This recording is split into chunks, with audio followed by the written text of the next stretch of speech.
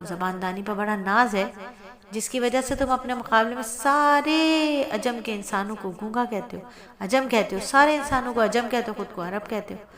لیکن تاریخ گواہ ہے کہ کل کے کافر ہوں، نہ ہی انہوں نے اس چیلنج کو قبول کیا، نہ ہی آج اس چیلنج کو کوئی قبول کرنے والا ہے، اور نہ ہی قیامت تک کوئی اس چیلنج کو کوئی قبول کر سکتا کہ یہ اللہ رب العزت ہی ہیں، اس کلام کے مالک، اس کلام کو کہنے والے اللہ رب العزت ہی ہیں۔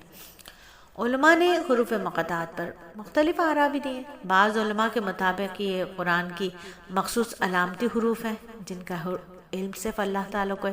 بعض کہتے ہیں کہ یہ توجہ دلانے یا معجزہ ظاہر کرنے کے لیے۔ بعض نے کہا کہ یہ کلمات کی مختلف شکلیں ہیں جو قرآن کے الفاظ کی اہمیت کو ظاہر کرتی ہیں۔ یہ صرف قرآن میں ہے۔ حروف مقطعات جو ہیں وہ صرف اور صرف قرآن میں آتے ہیں، قرآن کی کچھ صورتوں کے شروع میں آتے ہیں اور کہیں بھی استعمال نہیں ہوتے۔ حروف مقطعات اور اگر تلاوت کی بات کریں تو قرآن کے دوران ان کا پڑھنا لازم ہے اور یہ قرآن کے اعجاز کی نشانی ہے۔ حروف مقطعات کے بعد جو اگلی آیت ہوتی ہے وہ قرآن کی حقانیت کو، قرآن کے اعجاز کو، قرآن کی عظمت و صداقت کو ظاہر کرتی ہے، اس کا تذکرہ کرتی ہے۔